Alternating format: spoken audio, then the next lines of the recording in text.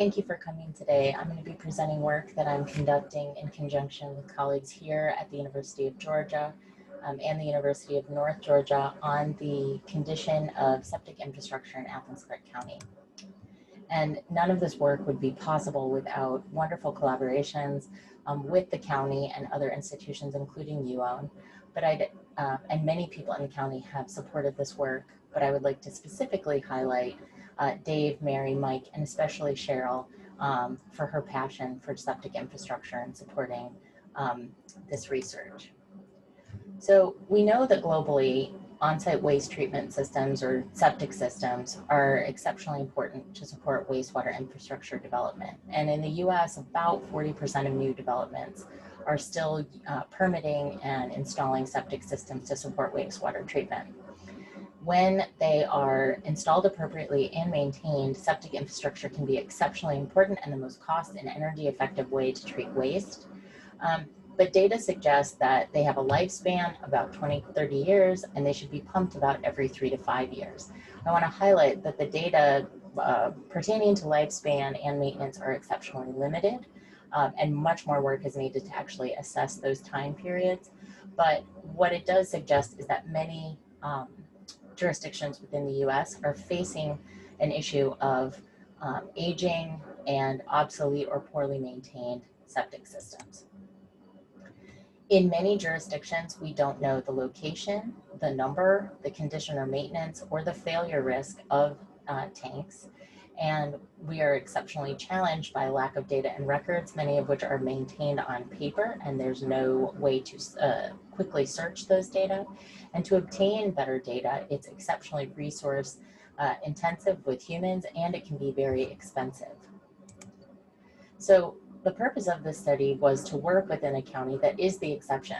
I just want to highlight, I will not continue to repeat this, but Athens-Clarke County is very special in the attention and the investment it has paid to understanding its septic infrastructure, and none of this work would be possible without this proactive thinking of the county in both understanding where the systems are located, supporting people in obtaining those data, and essentially providing treatment options for septic within the county. But we wanted to take the data from Athens-Clarke County and use it to develop a framework to support local governments in actually creating their own septic data with potentially more limited data infrastructure. And for today's talk, I'm just going to focus on some of the information about Athens-Clarke County that we were able to obtain using these data. I'm not going to spend so much time talking about these projections for other counties, but at the end, I do provide contact information, and I would be very excited to talk to anyone from other counties around ACC or within ACC who are interested in learning more about their infrastructure.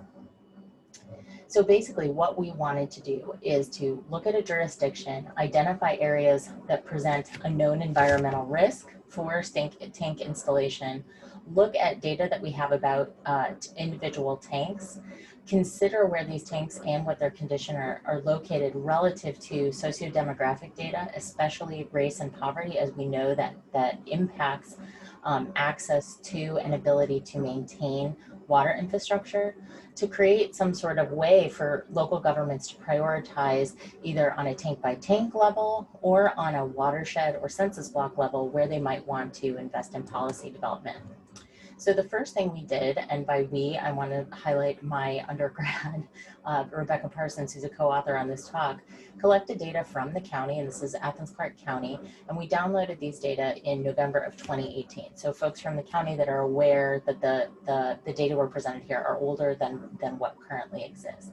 And we were able to see these layers, we could see them, you can see these little red dots on the map, those are known locations of septic systems, and they have paper records associated with each of these tanks. And the first thing we did is we wanted to know whether or not if the county thought there was a tank there, do we have evidence that there was a tank there? And so we assessed the quality of the known locations of tanks. And so we took all of the tanks that were in that layer. We removed any tanks that did not have any installation data associated with it. So this is year and oftentimes location with a map. We took the parcels, we examined the parcels with confirmed multiple tanks, and we actually went to look on Google Earth to see if there might be mobile homes or other things that would justify multiple tanks, and we removed any inappropriately placed multiple tanks. And then we did an evaluation of randomly selected parcels within this to just kind of assess location accuracy. And after all that, we only ended up removing a small proportion of the tanks. So of about the 9,700 tanks we had, we were able to keep about 9,000 of them in the analysis, which is quite good. And again, that's not to say that those tanks were inappropriately placed or the county does not know. It's just they were not, the data that we needed were not associated with that layer. So then what we wanted to do was look at factors about the tank. So tank level factors like age, which we used from installation data, and physical factors about where they were placed in the environment, including soil suitability, slope, and distance to stream, were examined through geospatial analysis.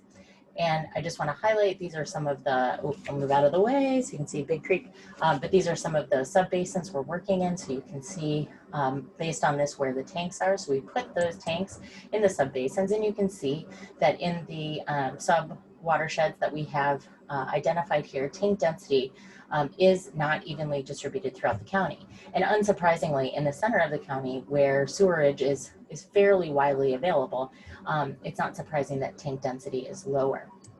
Something else, but what we did find out when we looked at all the tanks and we considered the environmental risk, so again for those three factors, or tanks at risk from age, which according to estimates from the EPA, we said tanks above the age of 25, we can see that ACC, probably like many jurisdictions, knows the location of legally placed tanks, so they shouldn't have very much environmental risk, but older tanks. So almost 70% of the tanks, the known tanks in Athens-Clarke County, are older than 25 years, suggesting that age and tank level maintenance may be an issue. Just to highlight a couple of the environmental factors, and I'm sure many of you know this, none of the soils in ACC are perfect for septic. So all the soils are classified as somewhat limited for septic placement, but relatively few portions of the county are actually very limited with respect to soil. And that was the #1 risk for the environment that we identified. So about 700, 680 tanks were at risk for where they were placed because of soil, but there was just to highlight again, very little risk from the total number of tanks in an area. I also want to highlight that the age distribution here suggests that even the county is dealing with about 4,500 tanks that are over the age of 36. So again, highlighting that tanks in Athens-Clarke County are old. When you map that, this is what it looks like, and we've blown out 3 little areas, so you can see that there are areas where this gray shaded area where soils are of risk. They are, but they're not necessarily of risk to distance to stream, which is in the gray, or via slope. But we do have clusters of different age, septic systems of different age within the county, not particularly surprising, but you can see that density and age is really heterogeneous throughout the county. The next thing that we did is we wanted to look at socio-demographic distribution of septic tanks in the county to see if there might be issues associated with economic disparities and or race regarding older tanks in the county. And I'm not going to go into details, but you can see that it's kind of like a shotgun. So as many of you know, Athens-Clarke County is relatively poor, so many census blocks within the county, which you're seeing here, are living below 30% below the poverty line. We also have census blocks that are predominantly non-white, and those are more than half non-white are identified in the gray color. And then census blocks that are both impoverished and have a predominantly non-white population are highlighted in other colors. So we are doing some more analyses on these, but you can see tank age and distribution is fairly widespread all throughout the county, as are predominantly non-white census blocks and predominantly impoverished census blocks. But this may be of use to the county when they're developing policies about where they're going to be investing in infrastructure.